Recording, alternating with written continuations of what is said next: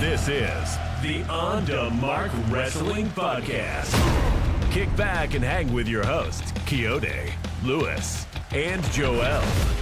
Let's mark out. Ooh. Yes, y'all. It is not an illusion. You ain't seeing things. There's three of us on the screen. The fellas are back. Welcome to On the Mark Wrestling Podcast. I'm your boy, Kayode, bringing you none other than the fellas themselves, Lewis and Joel. We are back, baby. Episode 87. How are y'all feeling tonight? What's going on, y'all?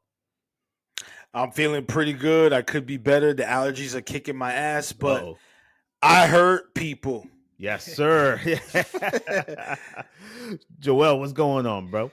Man, it's good to be back. Talk some wrestling with the fellas. I survived a little bout, but I'm good. Health is great.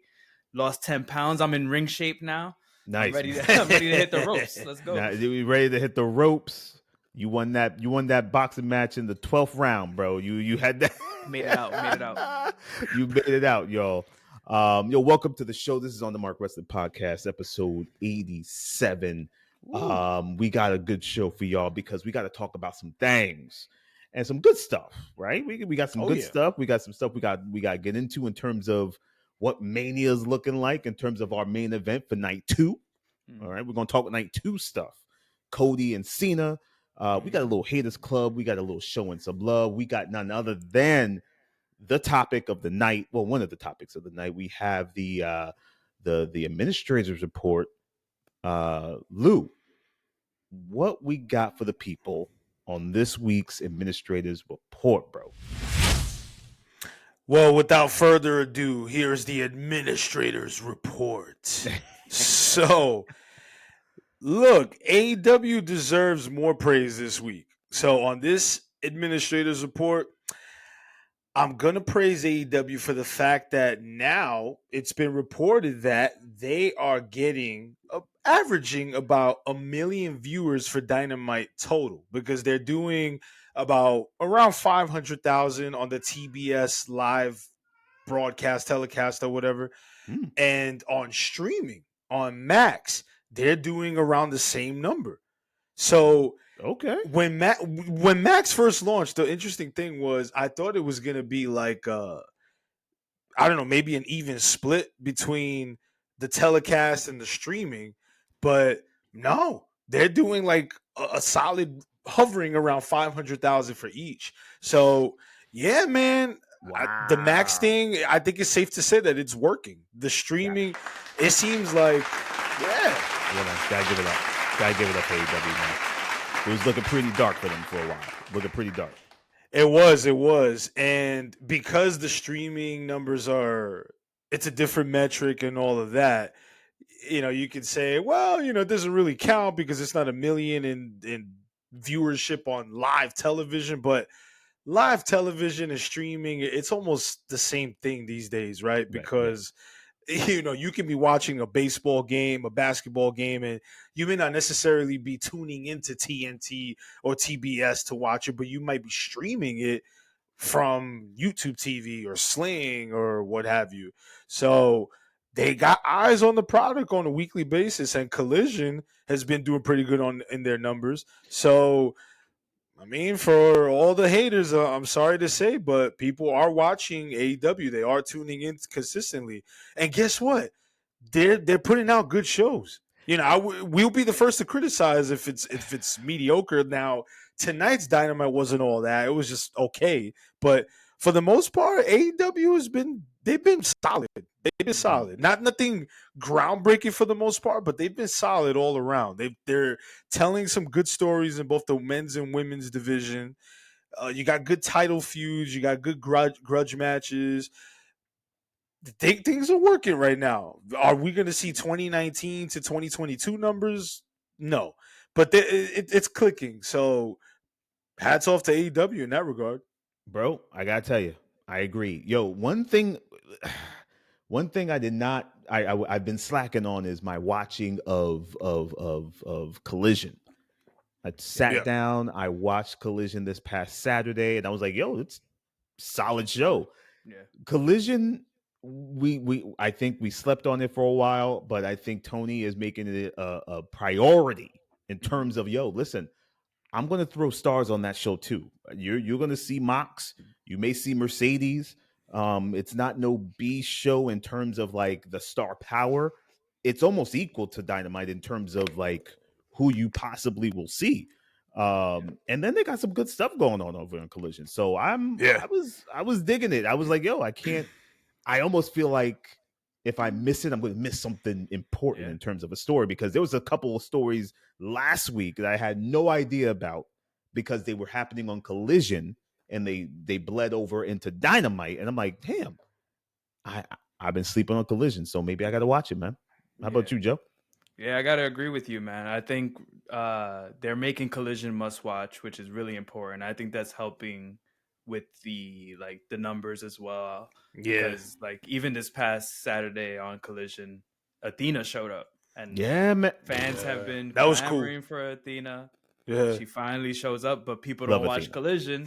So they're like, where's Athena? It's like, she showed up. She's right there. And she's right into a few with Mercedes. Great way to bring her into the main roster. I think it's really solid, like you said. And I think Collision bleeding into Dynamite, making it all a cohesive show that you must watch both of them if you want to understand the storylines. It makes sense. Like for a while they were trying to do that split and it wasn't really working because it felt like an extended Rampage, basically. Right. Collision. Like it didn't really feel like anything major was going to happen there. But now, like you said, you get Mox on Collision almost every Saturday. Mercedes is having matches, mostly like tune-up matches and stuff, but she's still having matches on Collision every Saturday as well, which it just makes sense to you have your bigger stars. It's a big spot on a Saturday. Yeah, you know it's hard for people to watch, but that's a good time when it's like coming in from a basketball game like they did the last 2 weeks. Like that was a perfect way to get people to watch. Oh yeah, 100%. And then you just keep that streak going. And these numbers that they're reporting from Max, incredible, man. 500K on Max plus the TBS numbers. You're hitting over 1 million supposedly. I don't know how accurate those numbers are, but if that's true, hell yeah, man. Keep it going.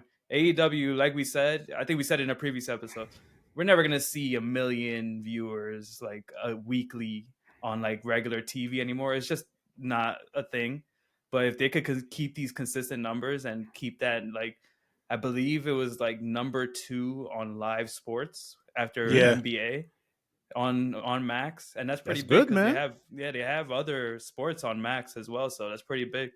So what I was also going to add too that was really noteworthy was they're outdrawing some hockey games. And and I don't watch hockey and I don't know the extent of what NHL games regularly draw for TNT, TBS, and that whole family and that whole umbrella, but yeah, they're number 2 right behind the NBA. So that's a big deal. And I'm not sure if you caught it, but they already announced their lineup for All In Week. So which I thought was big. That was big time. I love that. That is, you got the ROH Death Before Dishonor pay-per-view the night before. Of course, you got StarCast. You got AEW Dynamite and Collision, both emanating from the same location around Garland, Texas, or whatnot.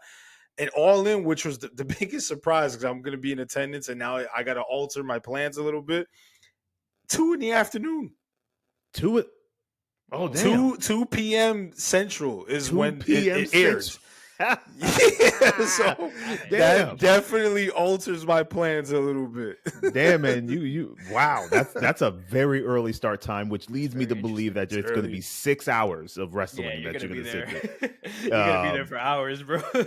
I'm 2 o'clock, so that you figure 2, 3, 4, 5, at least 5 hours minimum. Yeah, I mean, if you count, what is it, 0 hour? Yeah, you're talking. You're right. You're talking like 6 hours right there. I'm not going to 0 hour. Nah. Well, listen, man. You might 0 hour might be dope. You don't know who you're going to get. See, that's the thing. Like, dope enough. Not dope enough, man. Now don't. Not for me to be starting on my beer at 1 p.m. because 1 by the time 4 o'clock comes, I'll be falling asleep. You're done. Yeah. Listen, man, I'm going to attempt this all in. I think I'm going to attempt it. I'm going to. So cool, man. I'm going to Hail Mary. Yeah, we'll see what happens. It's going to be like a last minute, like Lou, I'm flying out type of thing. Like it's going to be a very last minute thing. Yeah. As of right now, I only plan on going to all like Saturday. But now that they've released the skit, I'm kind of considering maybe going up Friday, but just kind of depends. But anyway, AEW's got some exciting things lined up. Yeah. Listen, y'all. We'll see what I love that AEW did sort of like a Mania rundown of their events. I don't think or recall they've done something like that before in terms of like telling you what's happening and listing everything or whatnot. I think they're trying to push those sales of these tickets.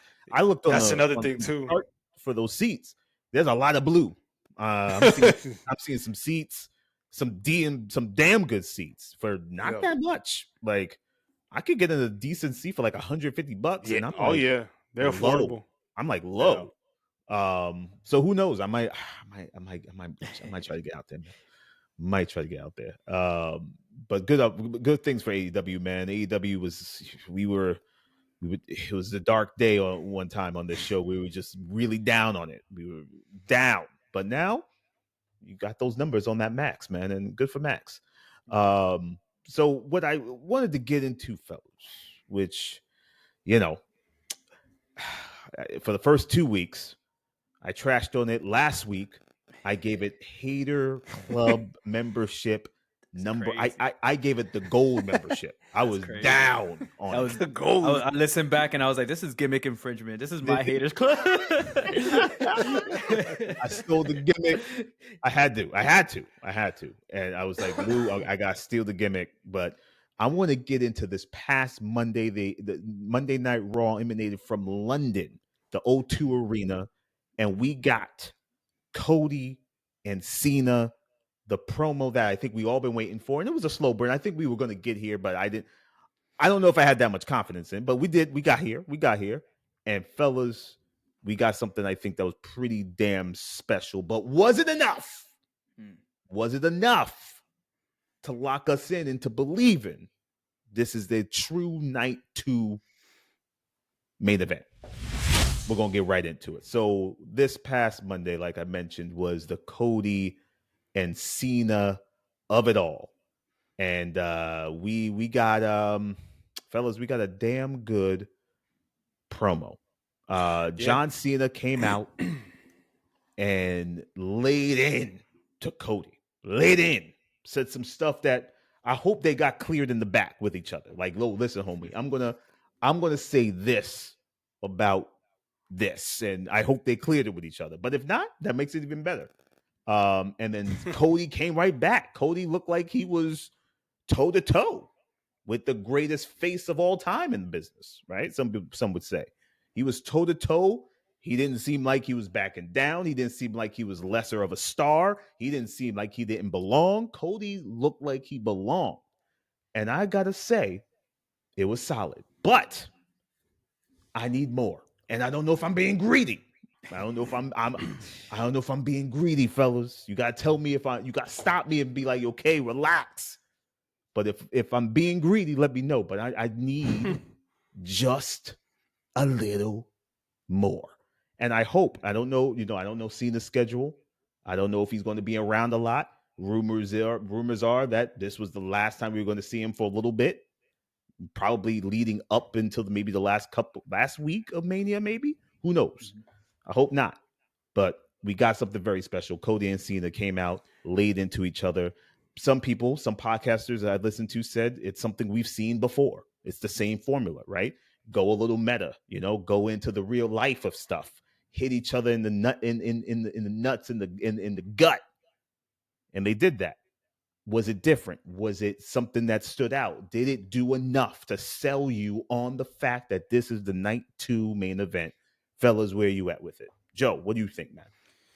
Man, actually, it's perfect that you brought this up because last week I was listening to the episode and I wish I was on the episode just because I actually was disagreeing with you guys. Oh, Yeah, because I thought you guys were being a little harsh on John Cena here. Really? So I'm of two thoughts here because I feel like yes, John Cena turning heel is the biggest heel turn that we have left, and I don't think it was fleshed out good. I do believe that it could have been better.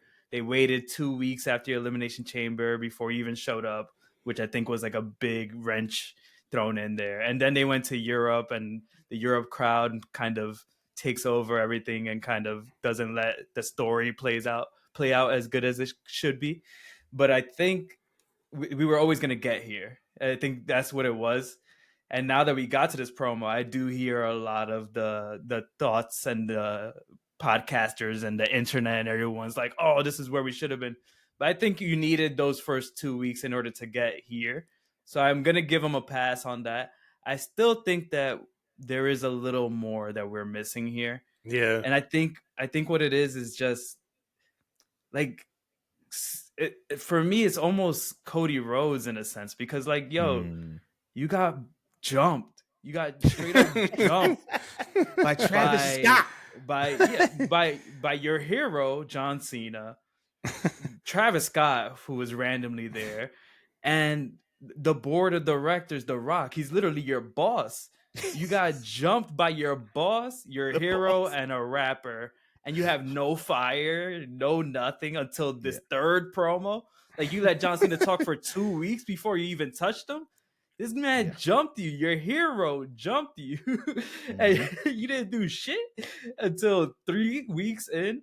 That's where I think is missing. Like, I feel like he should be angrier. Like, The Rock has literally been torturing him for 2 years straight now. And they still barely mentioned him. They mentioned him for like a second in this promo. Like, I think that's what's missing. And I think that's what The Rock has been doing this every WrestleMania, it seems like, where he comes in and he just like looms over. Right. And then we're all just waiting for him to come back like a deadbeat dad. and then it kind of just throws a wrench in the WrestleMania plans. We know he's going to be involved somehow, but like, it's weird that we're not really getting that. And it's like, I get it because it's WrestleMania. You don't have to sell WrestleMania anymore. It's just kind of like everyone's going to watch it. You definitely ain't got to sell WrestleMania no more. But like, come on, put a little effort to the biggest heel turn that you could do. You would think that they would have it fleshed out a little more. So I do agree on that side. But yeah, it was a really good exchange between the two guys. I'm a little like iffy on the whole, like using reality to. They went meta.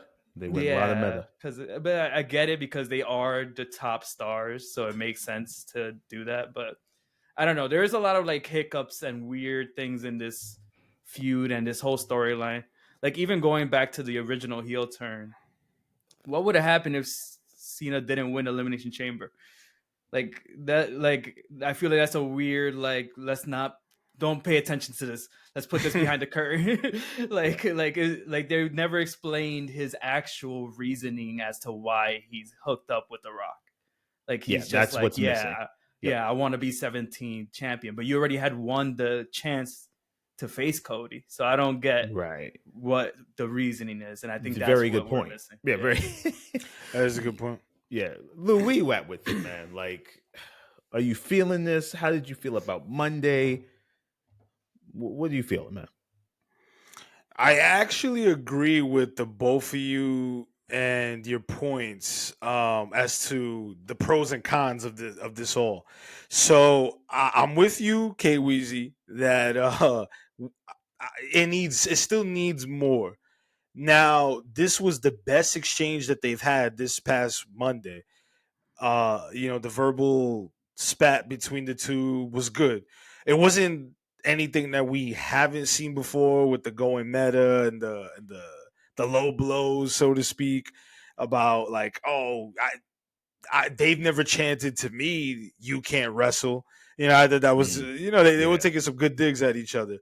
But then I also agree with with Joel, how you wait a month to put your hands on this man after he fucked you up in front of everyone. Yeah, come on. Yeah, with your boss and with a random hip hop artist. Like, no. I think And and that goes back to my point from the previous episode where it took too long after Elimination Chamber to begin with to even get the promo battles going. Because when you get something so monumental like that, there has to be a follow-up no more than a couple of days later. But they waited like a week and a half for something like that. So right now, I think that promo from this week, it gave it that extra juice that it needed for sure. However, you cannot dismiss The Rock's involvement in all of this because The Rock was the one to come out even prior to Elimination Chamber and said, "I want your soul." You know what I'm saying? Like, I that's what I want. So you're gonna make your decision, right? Like you're gonna make your decision this Sunday or this Saturday at Elimination Chamber.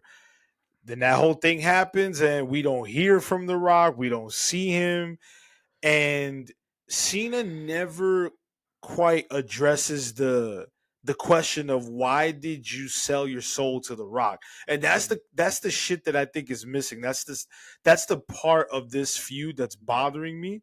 Not because like The Rock isn't on TV necessarily, because he doesn't have to be there in person. Like he can cut a satellite promo, whatever the case may be. But there wasn't any rhyme or reason as to why Cena did what he did. Because you can turn heel and cost someone a match. But the way Cena turned heel was vicious. Like they ganged up on him. They jumped him. Like Joel said, they jumped him essentially. And it was a vicious beatdown. You know what I'm saying? So to undergo that kind of character transformation and not have an explanation beyond this is my time and I'm just sick of you supporting me for 2 decades. Which is ridiculous because they made him rich. Kind of ridiculous. That's what I'm saying. I mean, that's what I'm saying. The fans made you rich. I don't want your support, but keep buying my shirt. Like, what are you saying, bro? Like, what are you? A super meta story that they're trying to tell too, because it's like he's talking about like the IWC, right? Or like that's who he's like going after. Like the John Cena sucks out of the Let's Go Cena, John Cena sucks or whatever. Like he's talking to those people, but the Let's Go Cena people outnumbered those people so much, and then you could literally see people are still buying his shirts, his new shirts, his tour. So it's like, and then I get it. He went after those people too at the same time, but it's just like you said, we don't really know the reason as to why he hates Cody so much. Besides, like they chose you over me. And I don't think that's enough for the beatdown that he gave him. Plus, it's not enough for the beat. No. Plus the whole involvement of The Rock as well, like you said, because we had the whole weird "I want your soul" thing, which was very weird, and we were all like, "What the hell does this mean?" And then the payoff is not really there yet. So maybe we'll get it at Mania, but as of right now, I agree, we need more. That's another thing too. I'm playing the cautious optimistic here, the cautiously optimistic card, where I feel in my gut that there's going to be a huge show closing angle at WrestleMania, regardless of who the winner is. Like even if Cody retains, I think there's going to be something to get every single person across the universe buzzing about the way how Mania ended. Because it's going to be buzzworthy, but predictable if Cena wins the title. But I think there's going to be something that is going to draw us in to Raw the next night and going to give us an indication of how this all plays out in the next coming months going into SummerSlam, because that's our next big PLE. But I got to say something important here. Going back to Cena's reasoning and his rationale for turning heel. For those who keep comparing this to Hulk Hogan at Bash at the Beach 1996, the reason why a lot of people weren't questioning it at that time is because this is 1996. So Hogan was already dealing with fans turning on him gradually from like I guess 90, 91 onward. So we're talking like a good 4 or 5 year period where Hulkamania isn't hot anymore. Yes, he goes to WCW and he's still over, but it's not the same. And that reasoning made sense. Like, oh, you Hulkamaniacs can stick it, brother. You fans can stick it. Like, yes, that makes sense because he was just tired of it. Like, out of all the things that I've done for this business, and you want to start turning on me. It just made more sense for that time period. I think this is different because Cena hasn't been an active competitor. He's past his prime.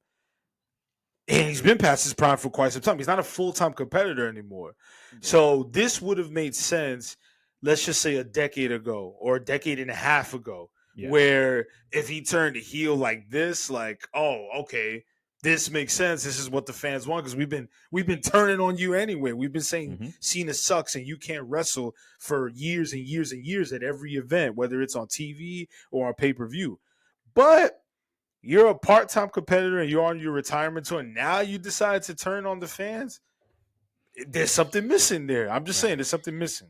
Yeah, I hear both of your points, man. And I gotta say, man, the one piece that's bothering me big time is the fact that The Rock sprinkled himself into this. Yeah. And we haven't seen him. Here's a hot take. If The Rock does anything like he did on those press conferences where he broke the shit out of kayfabe, like broke it, like he just no regard for story of what he just did in the ring.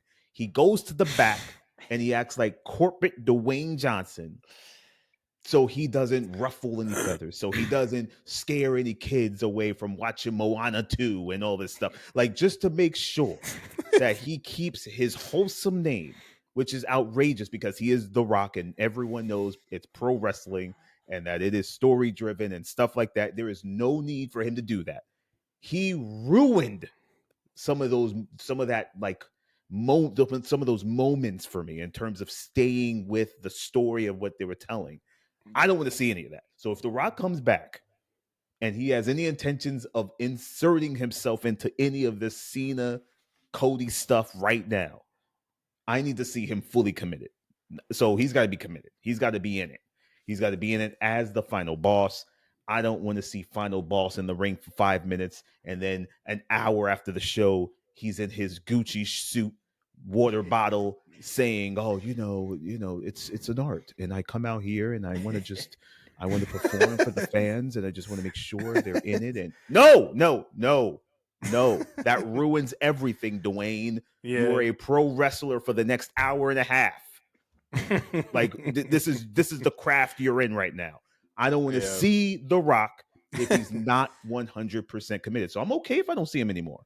But homeboy's got to be committed. I need to see what he does with the story. We've gotten too many there's been too many points where the whooping he gave Cody at his bus, which was epic, and I thought that was going to lead to something. Then he sprinkles himself into this stuff and come on, man. Like, what are we doing? Like, where do you want to be? Like, you got to make a choice here, bro. Like, you got to commit to something. I don't care about the vignettes of him on his island in Hawaii drinking Terramana and oh yeah, I got 10 minutes. Let me just record something real quick. That's not committed to me. That's not commitment. I know he's a big Hollywood star, but if you're going to insert yourself as the man who supposedly turned John Cena, I mean, you need to be I need to see, even if it's the last week before Mania, if he does something epic on Raw or SmackDown, I don't care where it is. If he does something epic on TV before Mania, I'm cool with that. But he's got to show up between now and then, man. Like, he has to on television, elevating this to another level because he himself sprinkled himself into this. I need more, guys. That's what I'm saying. I need more.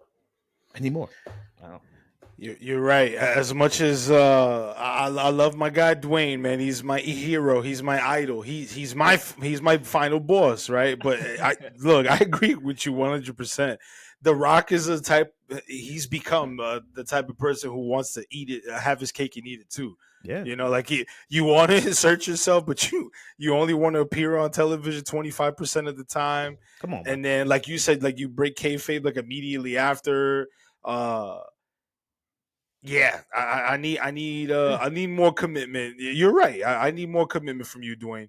Because for me, as much of a fanatic as I am, I would rather just him not be on TV if it's not going to be consistent. You know what I Exactly. mean? Yep. But I'm talking shit because the next time he'll appear on television, I'll be marking like a little boy. So, so it is what it is. Yeah, we all talking shit because we Yeah, all gonna we're be listening. marking. Yeah, listen.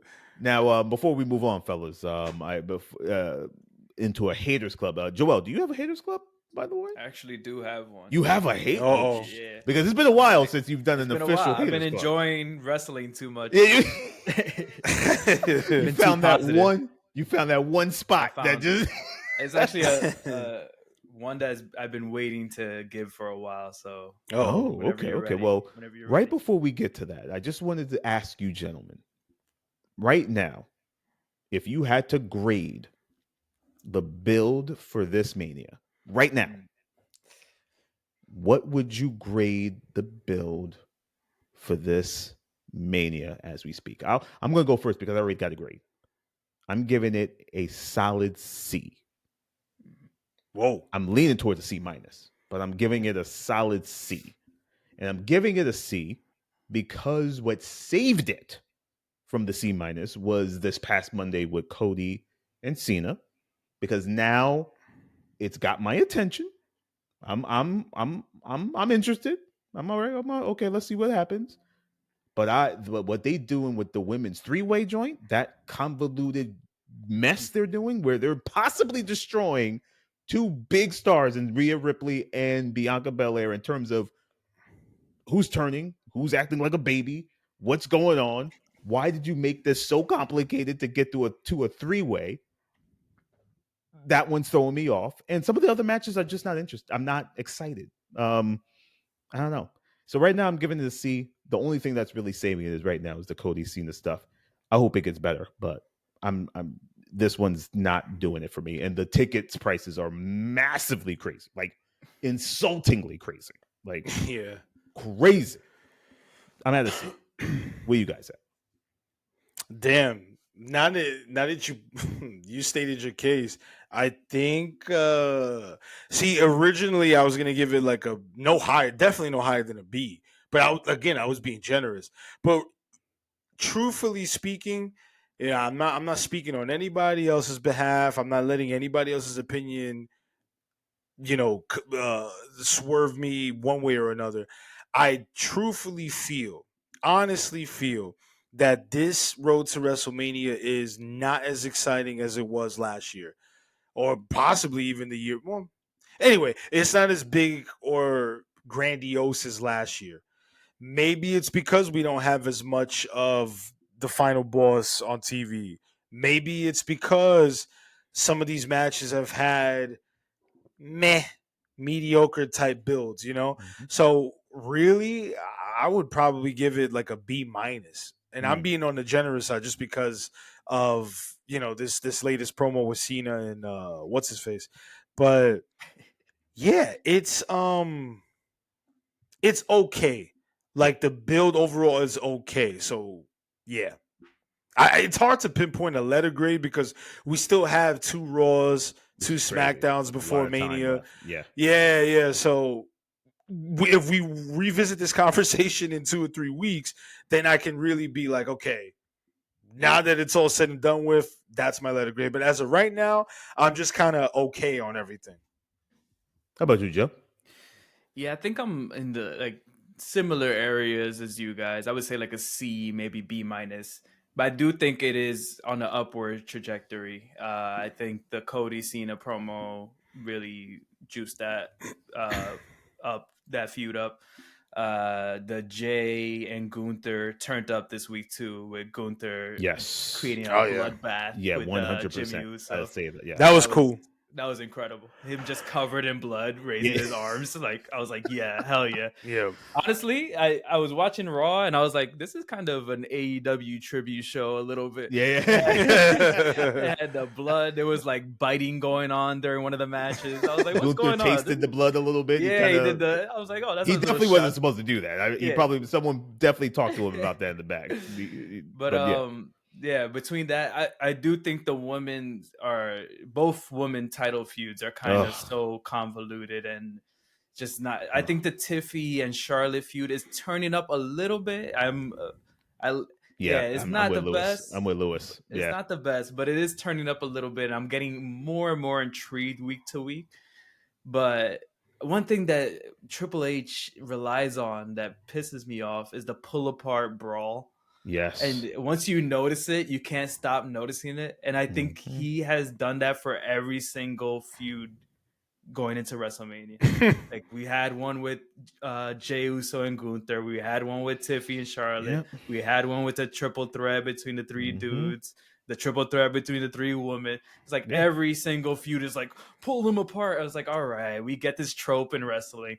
Like it's very lazy. I would say that's what I would say about the booking of WrestleMania this year. It's very lazy in my opinion. And when you have something as important and as like genre defying as John Cena turning heel, like how do you make that lazy? Like that should be the number one thing that we should all be talking about at all times right now. And it kind of feels like it just fell into the back burner. Like when the actual heel turn happened and it became like literal news headlines, like ESPN, like legit news sites were talking about John Cena turning heel. And then they kind of dropped the ball, like what Lewis said, by taking 2 weeks before we even hear anything from him. And then I think that just kind of messed up the whole Mania build in a sense, because that's the biggest feud. Last year we had Roman, Cody, Rock, Seth, the whole big press conference with the slap in Vegas. Like that had everyone buzzing. Everybody was going crazy. This year, it kind of feels like we like I said before, they know Mania is going to sell itself, so they don't really have to do much. And you could kind of tell that they're thinking that way in the back of their head, and that kind of just makes everything like feel flat almost. Yeah, man. WWE's almost like themselves. Yeah, almost like they feel like it's okay to be on autopilot for our biggest show of the year. Yep. Exactly. Boy, am I glad I didn't buy WrestleMania tickets this year, huh? Man, there were talks I think, about possibly. I think WrestleMania is going to be incredible. Like, once I'm sure the matches are going to live up to it and things like that. But the build to it has definitely been lackluster for sure. Well, fellas, we shall see. We shall see. But yeah, maybe there's hope for this build in the next couple of weeks. They got some time, though. They got some time. But what we have time for right now is Joel. You have a haters club. Yeah. This one. Hook us up, man. What are we looking at in terms of this week's Haters Club? It's almost with Joel. It's almost like a layup. This one, I feel kind of bad doing this because I feel like everyone kind of hates him anyway. But I really, really hate Logan Paul, man. Wow. Logan Paul, long time coming. I can't believe this is his first time being mentioned. But it's just like he's not on TV enough for me to like think about him actively when I'm thinking of like who am I gonna put in the hater club. Bruh. But this past week, his promo on Raw, I'm like, I get that he just has heat because he's Logan Paul, but now he's relying on just having heat because he's Logan Paul. So he doesn't even try to be a professional wrestler. I feel like he's just like, I'm gonna be Logan Paul. You're gonna hate me for being Logan Paul, but it's just, to me, it's go away heat. Like, it's not good heat at all. He's very green on the mic still. Like, whenever something like goes off, like script a little bit, you could tell that he's like, oh shit, how do I get back to He's a little flustered. Yeah, and it's just like, why is this guy in such a prominent position? I don't understand it. I don't think he has the clout that WWE thinks he has. Maybe he does. Maybe I'm not in that scene, but like, does he really get the eyes on the product? Is it worth it? Like all the all the headaches that he brings with it. So many people hate this guy. Like, is it worth it for them to put all of like, this is about to be his 4th WrestleMania match? I don't know. I've God, is lost it? track. Something like that. He had Let me see. What was it? Seth 2022, Rollins, right? When he in Dallas. Yeah, this can be his 4th. You're right. and Holy what's shit. the point of it? Like, I don't get what the return is that they're getting from this. Like, he's Yeah. around part-time. He has a good match every couple months. And of course, he's gonna have a good match every couple of months when he only has one match every couple of months, and it's against freaking AJ Styles, one of the best workers of all time. Before that, he worked Seth Rollins. He worked the triple threat with Kevin Owens, and who was it? I forgot who the other person on that. LA Knight, maybe. Seth Rollins. Let's see. Who did he face last year? That was the triple threat. I think it was him, KO, and somebody. I can't remember who the third person was. But yeah, like, he's having these great matches, yeah, and sometimes they're show-stealing matches and all that. But is it worth it? Like, what do you guys think? Do you think he's worth the headache that he brings? Because I'm seeing people hate this guy online. I understand it. I don't really know much about his world and like his podcast and all that stuff, but I know he's done some controversial shit. So it's like, is WWE just doubling down and being like, "Yo, you're hated already, so you're gonna be an easy bad guy"? But it just feels Probably. lazy to me. It just feels super lazy to me.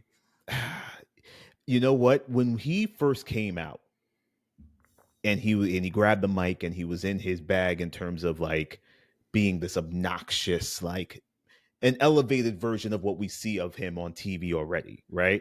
Yeah. He was doing well. Like, people were like, yo, he kind of grasped the art of the promo and the in-ring stuff pretty quick. And his promos weren't terrible. But like Lewis said, when the crowd is sort of overlapping and overshadowing everything he's saying, it's almost like he loses his focus on being that person that he was before, and now is just trying to remember and stay on course to get to the last word of his script or the promo that he's doing. So I see that. And recently I've been thinking the same thing, Joel, not in terms of like I can't stand the guy, because I think there's a ton you could do with Logan Paul. Homeboy already has the in-ring stuff pretty well done, like pretty solid, right? Where you could slot him in and he could perform. And then the stories you could do with him in terms of like who you could put him with. I think that is endless. But I think I think what we're seeing and hearing right now is a bit of some go away heat. Like, I don't think people like him, period, right? And there's a show about him and his family on Max right now, actually, to kind of give you an inside look on who these people are. It may hate you. You may watch that and hate the guy even more. Like, you may like, yo, I really can't stand you. But yeah, I'm not down on Logan yet. I'm going to stay on this train and see where it takes me.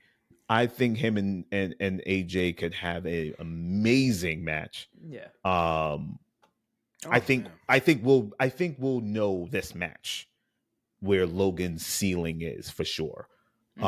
You can't go wrong with an AJ. But if it's just not getting there in terms of the match pacing and the psychology and how they're working together, it's going to be exposed and we're going to see it. Unless AJ is that damn good where he can hide it, but it may not be that good because Logan is just not ready yet. And we'll see that. But I'm not too down on him, but I could see why he got that haters club. I could see it. Where you at, Lo? That silence was intentional, folks. Logan Paul, one of the more fascinating celebrities that we've seen in recent years to step foot in the ring. So I think Logan Paul is immensely talented. I think he's one of those people that is going to be successful in anything that he puts his mind to because he just has that kind of mind. Mhm. He's incredibly athletic. He took me by surprise the first time I saw him wrestle. And it works to his advantage that he's not a full-time competitor, so he's not really exposed, so to speak, because he has time to rehearse the matches and all of that. Mhm. I don't care for his promos. I don't care for Logan Paul or Jake Paul. I don't see what the appeal is, honestly.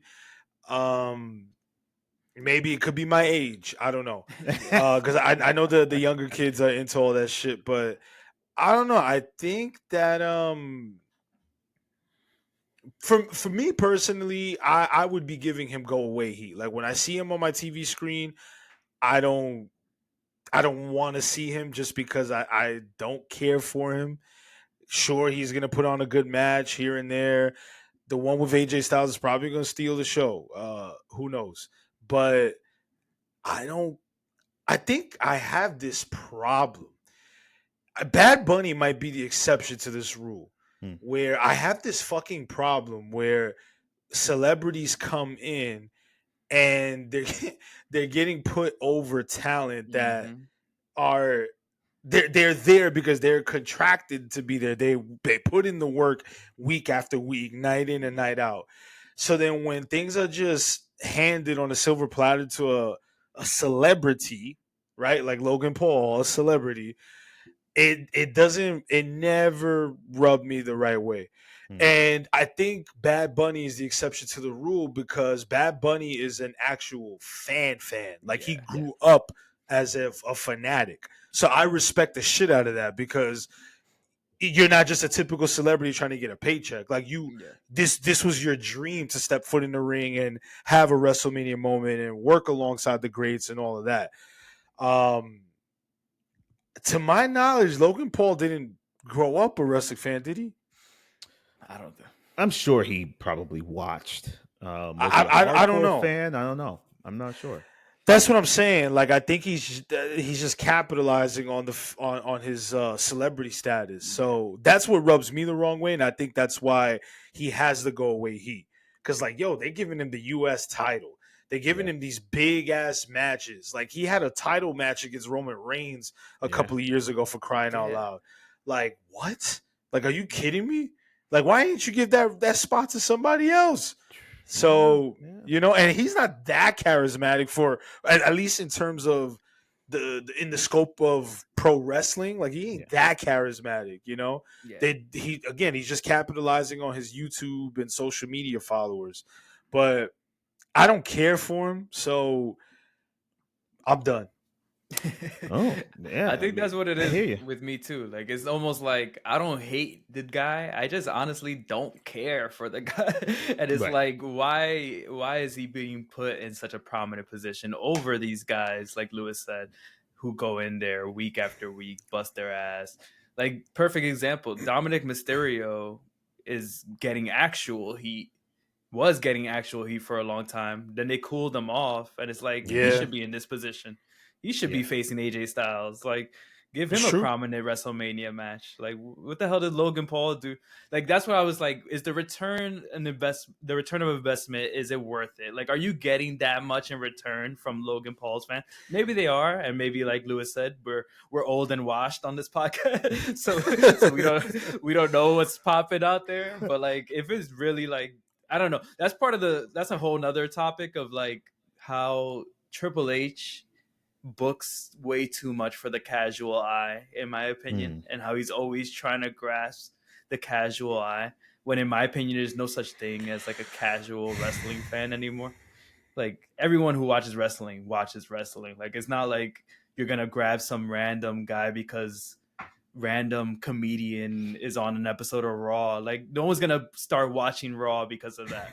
Like in my opinion, like I wouldn't do that. Like I wouldn't watch a random show because some comedian I like is on it. But they for some reason love doing that, and then they put like the when they were in MSG and they had Andrew Schultz jump over the barricade. And I think that's kind of where I started hating Logan Paul. I'm like, what is this? Why am I'm watching wrestling. Why is it like random comedians jumping that we in the don't ring? care about. Like, it's like yeah. the ring is, I'm sorry, I know this is all a gimmick and everything, but the ring is sacred. Gunther it is is. right. The ring is sacred. You shouldn't have these random celebrities. I feel like back in the day, Undertaker, all those guys wouldn't have put up with this bullshit. It's like, it just seems weird. Like, let's just throw these random celebrities in the ring and have them take bumps, and like, no, and you could tell they're not fans of the product. Like, that's the big thing. Like, Bad Bunny makes sense because, you know, you could tell he freaking has songs called Booker T. He has like he has wrestling mentions in his music. You can tell he's a huge fan. And he's also a global star. So like, it makes sense. I understand that return of investment. But Logan Paul is just a random YouTuber. And like, they've given him so much, a US title run, a match with Roman, big matches on 4 WrestleMania straight. Like, that's crazy. Like, is he really worth it? Right. I hear you, man. I hear you. And like you mentioned before, H wants to keep up with the masses, man. He wants to make sure wrestling stays hot, stays relevant. And how do we do that? Get me Travis Scott smacking the hell out of my babyface, my babyface champ. Let me get Logan Paul, who's the hottest YouTuber out. Let me get I Show Speed, who's another hot YouTuber. Like, it's to stay cool and to keep that money flow coming in. You know what I'm saying? Like, the money is endless with WWE, and any way they can find and expose whoever's hot out there right now, we're gonna do it, because it's good for business. It is good for business, and the bottom line is the bottom line. So whoever's hot right now, whoever's bringing in money, we're gonna see them. We're gonna see them, and we're gonna put them out there. We're gonna give them WWE contracts. We're gonna give them WrestleMania. What do you want to do? Who do you want to wrestle? You want to wrestle Ric Flair? I'm gonna get you Ric Flair. We're gonna get you. That's how it is. That's what it is. That's the business of WWE right now. Not all right. That's WWE business right now. They're so big, they're so hot, they're so mainstream that they have to do this to stay relevant, afloat, billion-dollar deals in Dubai, all this stuff. They have to do this, because if they don't, then if I'm Netflix, I don't kind of need you. Like, right? I need you to bring me something. Who can you bring me that's going to be hot and bring in eyeballs to the 6 Netflix movies that I got coming out that nobody's going to watch? Maybe your fans will watch. Maybe your friends will watch, right? Who's going to watch these? And that's kind of just, it's business. And it sucks because I feel you guys, right? The ring is sacred. But that almighty green dollar, that's a little more sacred. That's more sacred. That's a little more up there, right? Yeah. It is what it is, and that's why we have AEW. So that's true. We'll see about that. But interesting case, Club. Now you got me thinking. I might hate this guy too. Might hate this guy that's too. The idea. That's the idea. But the idea behind this one, my show and love segment of the night. I thought really hard about this. And I wanted to make sure that I was picking the right person for this. I made a joke earlier in the week saying that my show and love was going to actually go to the WWE security guards. Security. That was these whoever they're finding in these podunk towns that they're pulling into, and being like, hey man, $50 and a hot dog for to get bumped around. You could work for the night. And these guys are taking bumps, getting killed out there. These wrestlers are stiff with them too. I don't know if you watch, like, they be kicking the hell out of them, punching them in the face, throwing them across the ring, power bombs on steel steps, like hardcore, like aggressive.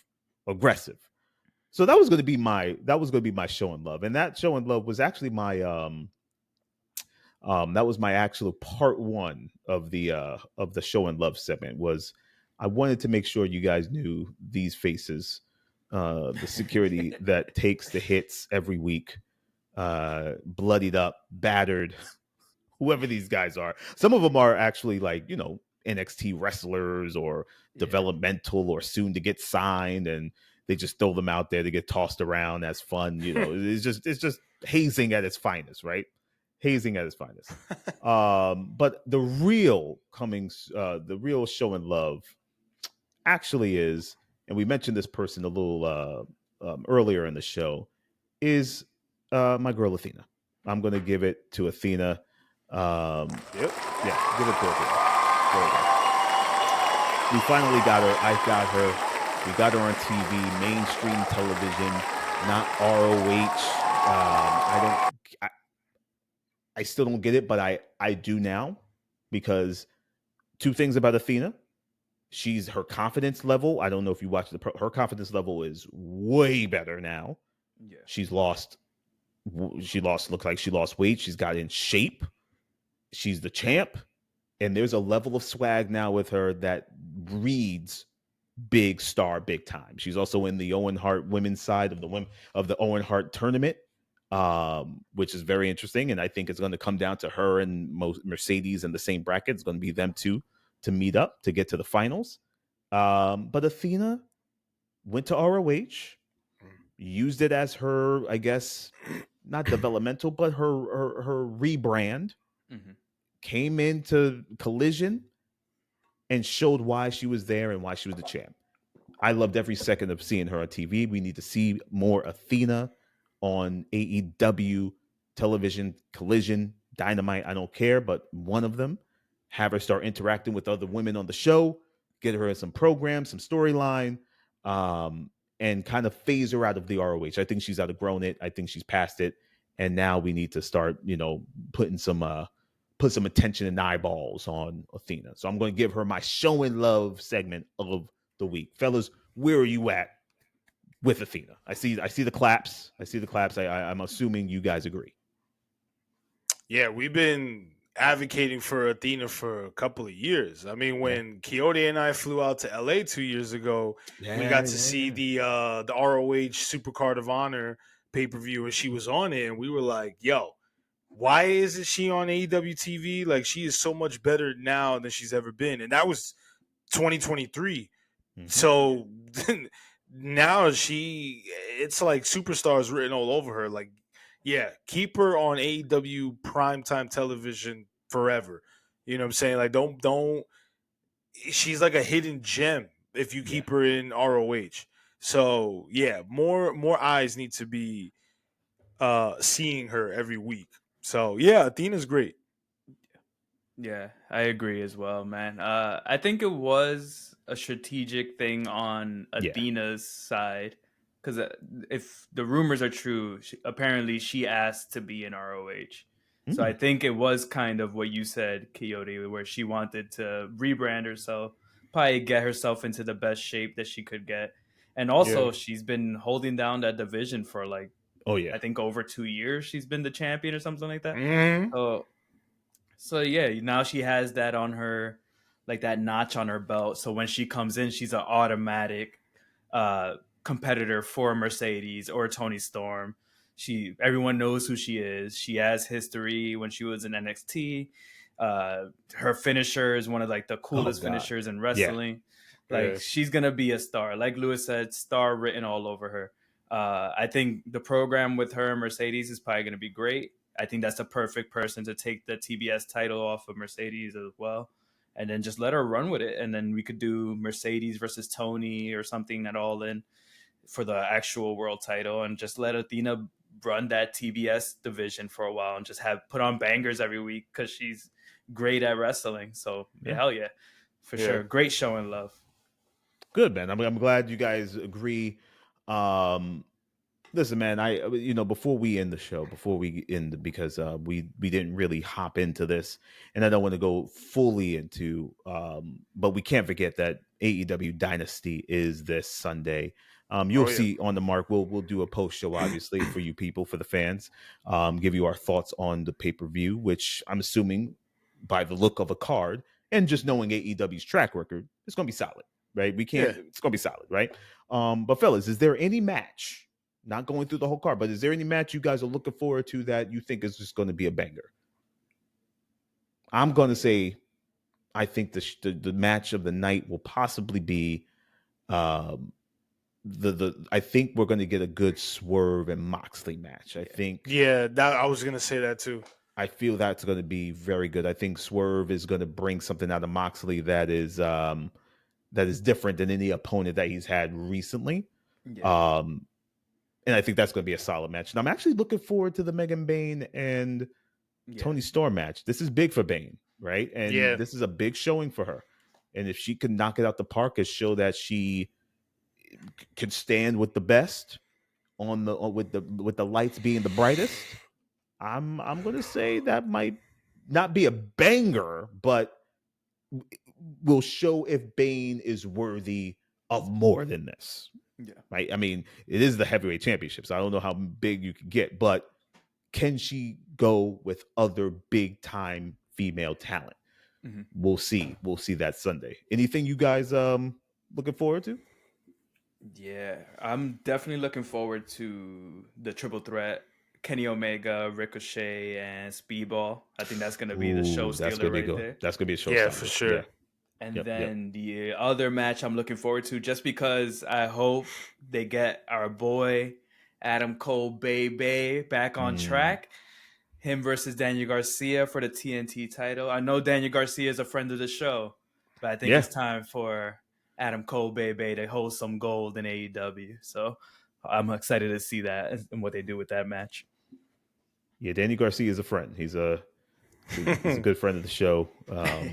Has some street hot dogs with him and stuff like that. True story. How about you, Lou?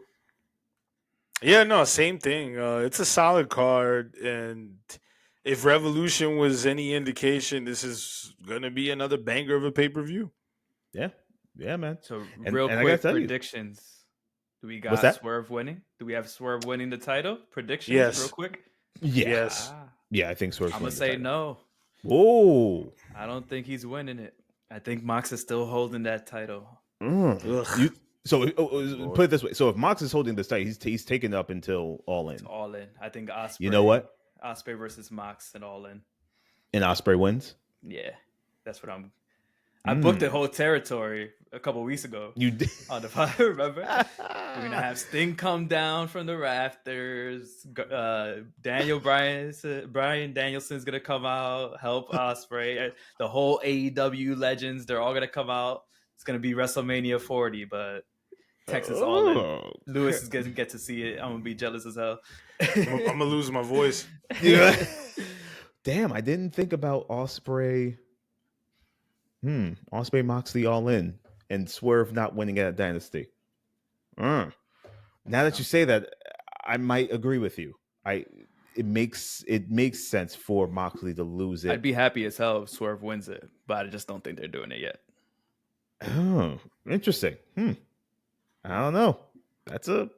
We shall see. We shall see, man. We shall see. That's an interesting take. But listen, y'all, catch Dynasty this Sunday, Philadelphia. At the they're gonna be at the what is this? The something center? The Chorus Center. They're finding these high school gyms to be in where I can't. Where the hell is this place? It's gonna be in Philadelphia, in Pennsylvania. The crowd's gonna be hot. I mean, they're gonna it's gonna be a hot crowd, which is good for them. So AEW Dynasty, they got about 8 matches on the card. Pretty solid card. So watch it, y'all, and make sure you're still watching on the Mark Wrestling Podcast, YouTube, Facebook, Instagram, TikTok, all the good stuff, y'all. Make sure you're locking in. Make sure y'all are supporting us and watching us on this journey as we bring you all the hottest, greatest stuff in wrestling. We'll bring you a post show that following week for of Dynasty. We'll see how the Dynasty goes. Winners and losers. We'll talk about all that stuff, y'all. This is your boy Kayode, Lewis, Joel, as always. Until next time, peace. You have just listened to the On the Mark Wrestling Podcast, a Scriptly adapted production. Follow us on Instagram, Facebook, TikTok, and YouTube at On the Mark Wrestling. And email us on onthemarkpodcast@gmail.com.